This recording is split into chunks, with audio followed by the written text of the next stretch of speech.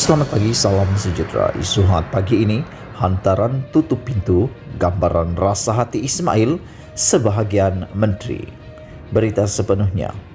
Meskipun Menteri Kanan Kluster Keselamatan Ismail Sabri Yaakob menjelaskan tiada maksud tersembunyi pada hantaran di media sosialnya semalam, pemerhati dan ahli politik menyatakan pandangan berbeza.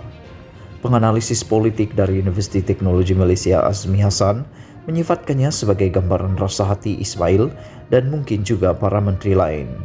Bagi saya itu bukan lagi sindiran, tapi lebih kepada menggambarkan rasa hati bukan saja Ismail, tapi kemungkinan besar ada ramai lagi jemaah menteri dalam kabinet.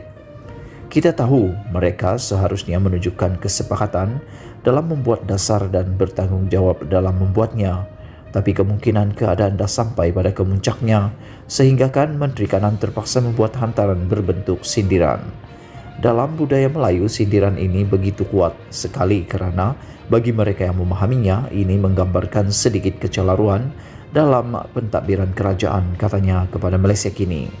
Semalam, Ismail membuat naik hantaran berbunyi, "Saya ada tutup pintu depan, tapi ... yang mengundang ulasan ramai pihak. Sejumlah warganet menganggap ia susulan banyak kilang yang dibenarkan beroperasi sepanjang tempoh sekatan pergerakan penuh yang berkuat kuasa sejak 1 Jun lalu. Permohonan sektor industri melalui sistem pengurusan pintar COVID-19 CIMS 3.0, kendalian Kementerian Perdagangan Antarabangsa dan Industri MITI diterajui Muhammad Azmin Ali dari Bersatu. Hari ini, Ismail menjelaskan dia tidak ada sebarang maksud tersembunyi ketika membuat hantaran itu. Azmin pula menggesa mana-mana pihak agar tidak membuat spekulasi dan menjelaskan barisan menteri bekerja sebagai satu pasukan untuk memerangi wabak COVID-19. Bagaimanapun, Azmin melihat penjelasan Ismail sukar diterima dan berkata Naib Presiden UMNO itu bijak menggunakan bahasa berlapik.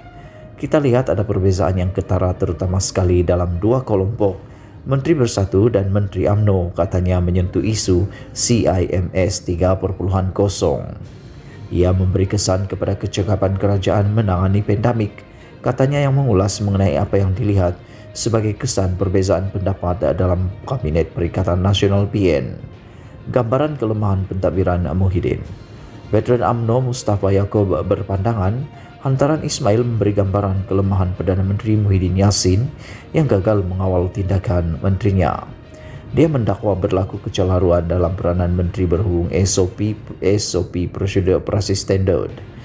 Bila ada mesyuarat, tidak hadir bila keputusan dibuat dan Ismail umum SOP tutup depan pintu depan, maka ada yang buka pintu belakang. Perdana Menteri kena tegas dakwanya yang hanya menyebut individu yang berkaitan dengan MITI. Saya juga melihat tindakan sebegini sebagai cubaan memburukkan Menteri UMNO, katanya lagi ketika dihubungi. Ahli Majlis Tertinggi MT UMNO, Razlan Rafi juga membuat dakwaan sama dengan mendakwa individu tersebut tidak hadir mesyuarat. Dalam masa kita ingin selesaikan isu pandemik ini, mereka sepatutnya fokus 24 jam, kata Razlan lagi. Malaysia kini bagaimanapun tidak dapat mengesahkan secara bebas dakwaan tersebut. Dalam pada itu, Exco Pemuda UMNO Mustafa Shah Abdul Hamid berkata, hantaran Ismail Sabri memberi gambaran tentang kesukarannya dalam melaksanakan tugas apabila ada pihak yang menurutnya cuba menggunakan pintu belakang. Katanya Ismail pastinya terkesan apabila apa yang diumumkannya diganggu oleh pihak lain. Kita semua lihat satu Malaysia kalut disebabkannya. Dakwanya merujuk isu kebenaran operasi perniagaan dan kilang sepanjang tempoh sekatan pergerakan penuh. Berita dipetik dari Malaysia Kini. Sekian isu hangat pagi ini. Jangan lupa tekan butang subscribe dan kita jumpa lagi. Bye-bye.